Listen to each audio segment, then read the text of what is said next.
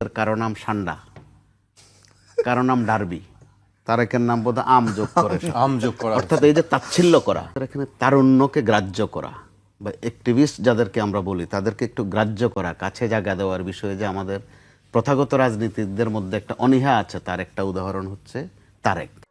অথবা আমি যদি নাম বলি আরো এনসিপির যে নেতারা যারা বৈষম্য বিরোধী ছাত্র আন্দোলনে ছিল, আপনি তাদের বিষয়ে কিন্তু এরকম একটা খেয়াল আছে যে আপনি খেয়াল করে দেখেন তাদের কারো নাম সান্ডা, কারো নাম ডার্বি, তারেকের নাম বোধ আম যোগ করে আম যোগ করা অর্থাৎ এই যে তাচ্ছিল্য করা।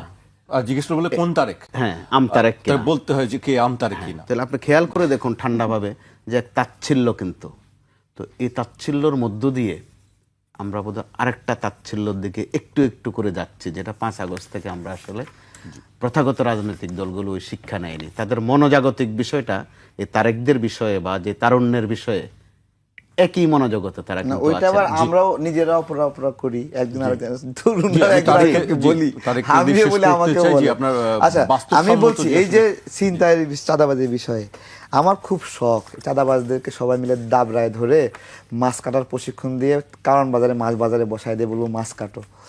সেটা কি করবে তারা? হ্যাঁ হ্যাঁ, এটা তো পরিশ্রমের কাজ। করতে হবে, না করলে দৌড়ের উপর থাকবে, একবার সোজা বিষয়। ঠিক আছে, যেহেতু এমপি হব, পুলিশ প্রশাসন আমার কথা শুনবে, এলাকাবাসী শক্তি দেবে, এদের জীবন জাহান্নাম করব। ঠিক আছে। দ্বিতীয় প্রতিশ্রুতি, আমাদের এখানে প্রচুর কর্মজীবী নারীরা ছোট বাবুকে ঘরে রেখে কাজে যেতে হয়, তার বাবুরা তালা দিয়ে রেখে যায়, যে কোনো সময় আগুন লাগতে পারে, দুর্ঘটনা ঘটতে পারে, গ্যাস বিস্ফোরণ হতে পারে। এখান থেকে মুক্ত দেওয়ার আমার জন্য একটা খুব ইচ্ছা আছে, প্রত্যেকটা ওয়ার্ডে একটা করে শিশু কেন্দ্র করব। আমার মায়েরা তার ছোট বাবুকে রেখে কিছুটা কাজ করতে পারবে।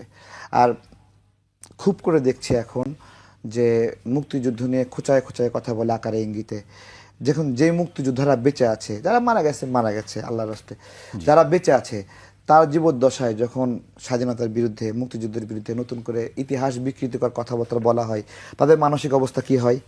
আমি আমার নির্বাচনী প্রতিশ্রুতি হিসেবে নিচ্ছি যে আমি পার্লামেন্টে গেলে এই ধরনের কথা বলতেই দেব না, জায়গায় প্রতিবাদ হবে।